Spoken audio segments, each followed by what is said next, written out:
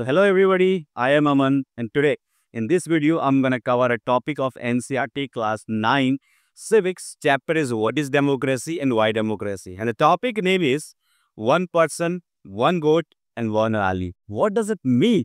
Okay, that I'm going to define you. तो ये topic बड़ा सिंपल सा है।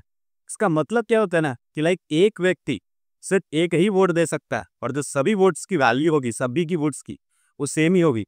हाँ, एग्जाम्पल से समझाता हूँ। मान के चलिए जैसे कि अगर अंबानी वोट देने आए और वहीं वो एक गरीब किसान वोट देना है, तो ऐसा नहीं है कि अंबानी की वोट की वैल्यू बहुत ज़्यादा हो जाएगी, उसमें ज़्यादा वजन हो जाएगा, ऐसा कुछ भी नहीं है।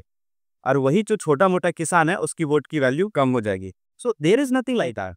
यू कैन से दैट कि both the values would be same, यानी दोनों की ही जो वोट्स की वैल्यू है वो सिमिलर होगी, उसमें कोई भी अंतर नहीं होगा। हाँ, यानी चाहे वो लंगड़ा हो, लूला हो, बहरा, काना, जाति, धर्म किसी भी से हो, किसी भी जाति धर्म से। हाँ, आप लोग बोल सकते हैं इसके साथ साथ कि वो किसी भी जेंडर से हो, यानी कि चाहे वो मेल हो, फीमेल हो, जस्ट क्राइटेरिया को फुलफिल करना चाहिए और सभी लोगों को वोट देने का अधिकार मिल जाएगा और सभी की वोट की वैल्यू जस्ट वन ही रहेगी। कहने का मतलब क्या है कि सभी लोग जो है ना, जितने भी लोग वोट कर रहे हैं, सबका वेट आप लोग बोल सकते हैं एक ही जैसा हो जाएगा। ऐसा नहीं कि कोई बहुत अमीर आदमी आ गया तो उसके वोट का वैल्यू जो है ना ज़्यादा हो जाएगा, ऐसा कुछ भी नहीं है। हाँ, वही अगर हम लोग सऊदी अरब का एग्जाम्पल ले लें तो 2015 से पहले ना वहाँ पर औरतों को वोट देने का ही अधिकार नहीं था। हाँ, इट मीन्स कि लाइक औरतें वहाँ पर वोट नहीं कर सकती थी। 2011 में एक कानून पास हुआ था और फिर 2015 के इलेक्शन से ये शुरू हो गया कि अब जो जाके औरतें भी वोट कर सकती है।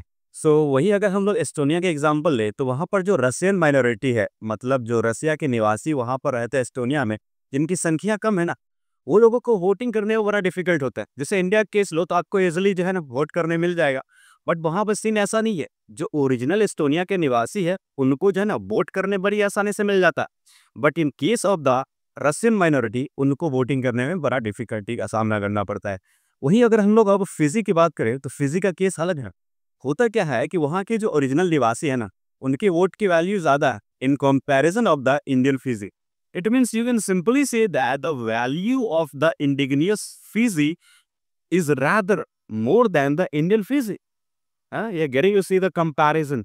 देखिए मतलब क्या तुलना हो रही है यहाँ पर, मतलब इंडियंस का वैल्यू उतना कुछ खास नहीं है। तो ये सब चीजें फिर हम लोग बोल सकते हैं गलत है। One person, one vote, one value का सिंपल सा अर्थ है कि सभी को समान अधिकार मिलना चाहिए और सभी की वोट्स की वैल्यू सेम होनी चाहिए। तो यही था आज का टॉपिक और कुछ एग्जांपल्स देके मैंने आपको समझाने का प्रयास किया है। अगर आपको अच्छे से समझ में आ गया तो कमेंट जरूर करिएगा, या नहीं भी आए तो भी जरूर कमेंट में बताइएगा कि क्या दिक्कतें हुई। ठीक है, हम लोग प्रयास करेंगे जवाब देने का। और हाँ, नेक्स्ट वीडियो में बहुत जल्द आने वाली है और मैं इस पूरी चैप्टर को कवर अप करने वाला हूँ, तो हमारे चैनल को सब्सक्राइब जरूर कर लीजिएगा ताकि आप इस चैनल से जुड़े रहे और भी आने वाले अपडेट्स को पाते रहें। Thank you.